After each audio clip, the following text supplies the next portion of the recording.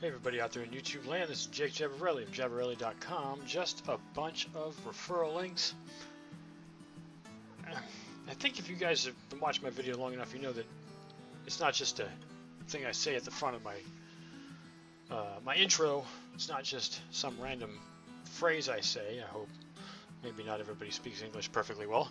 I know I have a lot of not English as a first language viewers, but my channel is dedicated to, well, just a bunch of referral links. Although I definitely spend a lot of time on my channel talking about cost and how you can make money and crypto, and well, these are my interests. I think it should be obvious by now. And even though I know what I'm showing on the screen right now is not crypto and is not how to make money cheaply online, this is a little outside the norm, actually quite a long ways out of my typical content, but it is something that if you knew me in real life outside of the internet, you know it is something I am definitely into. Tiny houses. Yeah, I know it sounds like a complete departure from what I've been talking about like for an entire year, but I don't have another channel dedicated to this, and this is just a bunch of referral links, and that is what's going to be at the end of the video. That does not neglect from the fact that I will still give away 175,000 Satoshis when we hit 500 subs. That's no less true despite the fact that I am adding additional content to my channel regarding tiny homes. It is just something that I'm personally fascinated by, and although I do not live in a tiny home, it might be small compared to some homes, it's a townhouse. But this video that's been flashing around here on the screen for the last 2 minutes is of a company called Boxabl. It says right there in the, I don't know if you can see it for those of you on mobile, Boxabl, and they're making a thing called the casita. That's this accessory dwelling unit you're seeing here being flashed in this little short video. I don't know what the cost of living, well, rather, I should say the cost to buy a home is for those in Europe and for those in India or in Africa or in China, or well, pretty much anywhere except for the United States, and even then, I certainly don't know all the costs.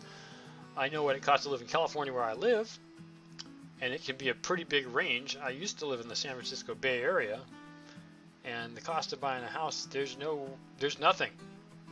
You can barely buy a car for this listed price here, this $49,500 US dollars. Let alone a house. You can definitely not find a house. You can't even find a broken down, beat up, destroyed house. Like a house that's been burnt to the ground will cost more than $49,500 in the San Francisco Bay Area. Even a condemned house would be more. Put it this way, a piece of property with no house would be more in the San Francisco Bay Area than $50,000 or $49,500. There's nothing that anywhere close to that price where I used to live. And sadly enough, even where I live now, still nothing that's that inexpensive. Now this little house here that I'm looking that they keep spinning around us in this room here is 400 square feet. I don't remember exactly what the conversion of square feet to square meters is. Let me look it up real quick here. I think it was like 120 or so. This isn't going to tell me. Oh, I'll put it this way. I used to live in an 800 square foot house, and I was told at one point that that was close to 80 square meters. So let's take the same number and say that 400 is pretty close to 40 square meters. This is all I know. This is just what I've been told. I'm sure you guys would probably be able to figure it out easily enough by asking Google what the conversion is. In any case, this is pretty small. 400 square feet in the United States is usually considered a studio or a single bedroom. And if you've been watching and flip around in this enough, you could probably tell there's a living room, there's the bedroom, here's the kitchen and a bathroom. And that's it. That's all there is in this house. And the thing that I find so fascinating about this is that relative to the cost of living in California, $50,000, or as they show, $250 a month there for the loan, um, is ridiculously low. I don't honestly know where in California you could buy a house for 50 grand. I don't even know if it's possible. I don't think that there is a place. I might be wrong about that. It might be a terribly small home in a really, really a town that no one wants to live in. And there are towns that no one wants to live in California. Maybe a foreigner who's never been to California might think, well, it's a wonderful place to live. Who wouldn't want to live there? Well, it's a very different story once you're here. I'm not saying I hate it, but it's expensive. I know I've had friends who live in other parts of the United States, like say the East Coast of the United States or the South, or even the Midwest, who marvel that I'm able to survive here. It's not cheap. It's not cheap at all. And I know there are other places in the world where it's expensive to live, and I'm sure you can comment down below if you live in a place that is costly. I've heard London in the UK is very expensive to live in, like comparable to the price of living in San Francisco. I've heard that Manhattan, New York, is comparable to San Francisco, but I'm not talking about those places. I mean, if you live in a big city, great, but I would say a lot of us don't. Maybe people who live in Mumbai do. People live in San Francisco and New York do. I don't. I live in a suburban area that's outside of the capital of California. Capital of California is Sacramento, and I live about 20 miles, or 30 kilometers from Sacramento toward Tahoe, which is a lake on the border of Nevada and California. I live not halfway between, but anyways, at the base of the foothills. And it's in the neighborhood in the area in which I live, the average price of a home is about $500,000 US. So this house we're looking at, which is tiny, even compared to the house I currently live in, is 1/10 of the price. So this is kind of an intro. I'm probably going to talk more about this in the future. I definitely want to kind of bring up more of these topics. If it's not your interest, fine, just ignore these videos. I'm still going to be doing crypto stuff. I'm still going to be doing referrals based on how to make money apps. I still do those things. This is just yet another thing I'm adding to the list of things I like doing. I tried making another YouTube channel about this topic, and I didn't have enough content for it, so this is going to be like a thing that shows up every now and then, probably once every 2 weeks or something. In any case, I'm getting into this. I'm not into real estate per se, but it is an interest of mine. Always like looking at houses, especially new houses that haven't been completed, or even houses that no one lives in yet. Heck, I even don't mind looking at people's houses that are currently lived in as long as they're not there. But if they are there and they want to give me a tour, I will not say no. So I'm bringing up this item here because here's another little overview of what that house looks like. But the thing I want to show was what Boxabl keeps talking about primarily, in that they can build these houses in less than a day. Now, build is a relative term. You can see by this other time-lapse video here, they're just assembling it. It was built somewhere else, and then they put it on the lot here. I believe this is a Vegas showcase. And assembled, pushed the walls out, put the roof on, and it's done. That's amazing. I've been told that these, or at least from what I've read in the videos I've watched on this topic, these houses are built out of a ridiculously strong material, something like concrete that's not actually concrete, it's like concrete board. And so they're pretty heavy, but they're also pretty sturdy. And that's just fascinating to me. I mean, yes, this unit, this particular one that they're showing here, which is the $50,000 unit, it's still in itself a single person home. Like maybe one, maybe two people could live here. I don't know. It wouldn't be impossible for two people, but maybe you have a family. It depends on what you consider to be worthy space for a whole family. I mean, in the United States, this would be a one-person house. I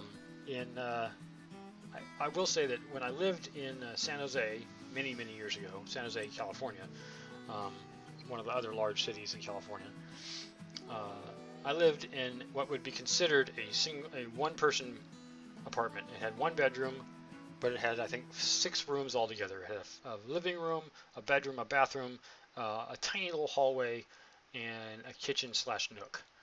And that was it. And it was, I think at that time, nearly 20 years ago, like $900 a month. And I paid that willingly because I was going to school at the time and I needed a place to live. And my roommate and I shared it. I paid slightly more than he did. Anyways, the point I'm trying to get at is that downstairs from that unit was this other unit. It was a fourplex, and the downstairs front unit at the front of the complex was occupied by a family and I think the mother's parents. So 4 adults and 3 children occupied an apartment the same size as my roommate and I did by ourselves. I thought that was crazy. 7 people living in an apartment made for 2 at the most? And they were grateful to have it, and they'd been there for years. They were so incredibly grateful to have that tiny space in where it was that they were in San Jose, because they'd been there so long and the rent was relatively affordable. Still, I mean, we were paying $900. I think they were paying less. But the thing I keep looking at this with this example is this, to me, is, like I said, a 1-person, maybe 2-person small house or small apartment. And yet, the size of this place says to me that another culture might say, oh, we can fit 6 people, maybe 10 people in here. I know I've had friends from the Philippines that would probably have tried to put 6 to 10 people in this space this small. And they just do, as they call it, hot bedding, where some people sleep during the day, some people sleep in the afternoon, some people sleep at night, and that way the bed gets used all the time. I think the military does that too in the U.S., but I guess it just depends on what you think of it as. I know that in the Philippines, when I went there in the what was it, early 2000s, I saw shanty towns that were definitely lower quality than this. They were made of corrugated metal, and they were barely held together. I can't even imagine what it was like to live in those places. So, like camping every day, is that just normal living?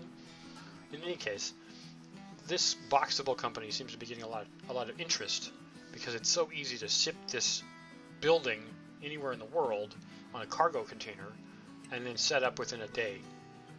That's amazing. What they seem to be doing with this tiny living. I mean, this is American style home here, maybe European as well, but you wouldn't have to have all these things in here. But the thing that's neat about this is that $50,000 price tag comes with all that's in here. You know, you get the bed, you get the TV, you get the couch, you get the kitchen set, you get the bathroom. All these things that are in this house come in that price. So if you didn't already have anything, let's say you were just moving to the U.S. and you brought nothing with you, or moving wherever you had this house set up for you wherever you were, you pour. These are foundation homes. They require a slab, concrete foundation or whatever hard solution you can use, and you just plant it on top of that.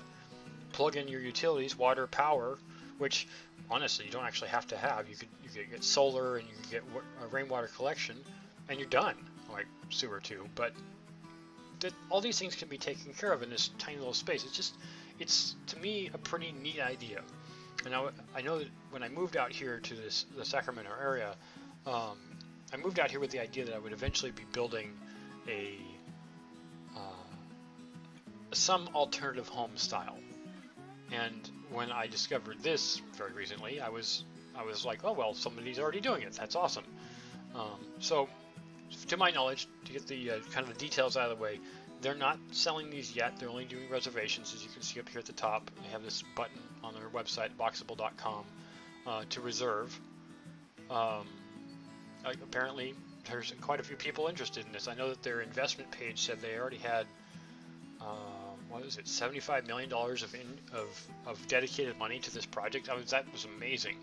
I'm glad that so many people are interested in this idea. But one other thing I want to mention was kind of just their details here.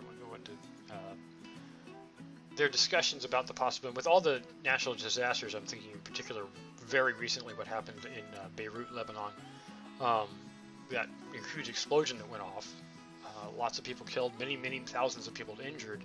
I don't think a lot of homes were destroyed, although in the downtown area where the bomb went off, I'm sure there were some homes that were more in the high-rise homes, not like individual homes. But thinking of like in the United States with hurricanes and tornadoes and even earthquakes, like mass fires is another thing we seem to be having problems here in the U.S. is one of those kinds of issues where these homes could be trucked in within a couple days and set up and be working immediately. And their point here, I mean, it doesn't just have to be a house. It could be a shelter. It could be a school. It could be a whole bunch of different purposes. And you can see a different setup inside this building. To me, I guess in the United States, there's a lot more rules involved. I don't know how it works in other countries. Maybe this is also true in European countries. I'm not trying to discount anyone's country about how their laws work. I'm just saying that I know that in the United States there's a lot of rules involved in how this works. And so you can't just throw a piece of a box somewhere and open it up and then your house is there and you're fine. Especially if somebody owns that piece of property. Let's say you own it, but even after you own the property, you still have all these other rules you have to go through just to get something set up. And one of the problems that people in the U.S. seem to struggle with a great deal of, at least from what my knowledge is zoning laws. You can't just put a house anywhere. There's industrial zones, and there's commercial zones, and there's residential zones, and then there are multi-family residential zones. Oh my goodness, it's so complicated. And that's not even the tip of the iceberg. That's just all right, that is the tip of the iceberg. I guess what I'm trying to get at is there's a lot more to do with it. So many of these rules that I'm not saying that they're not for a reason. They obviously are for a good reason. I just don't understand them. So what I'm trying to say is I'm really fascinated by this idea of a simplified, easy to build, easy to assemble, inexpensive, almost like pop-up home or Dropbox home. I don't know. I'm not trying to steal anyone's name, but Boxabl seems to think that they can just roll out these houses and set them up within a day, and I find that absolutely amazing. It's just such a neat idea to say that this could even be possible. So if you like this idea, please leave me a comment. If you're not, please tell me that you would rather have a different comment, and I'll probably try to keep it to a minimum, or else I'll make a second channel and move this stuff over there. But I just want to get this on my channel because I think it's a neat concept that, like I said, it's kind of near and dear to my heart to do this exact kind of thing, because I mean I'm interested in affordable and efficient housing. So please tell me what you think. Yay, nay. If you have an opinion on affordable housing, cool. It's always interesting to find out what other people think in the rest of the world, if not in the United States. I know a lot of my viewers are not local, even to California, let alone the U.S. So I'd like to start a conversation if you'd like to make a comment on my videos. And thanks for watching, and I will see you guys in the next one.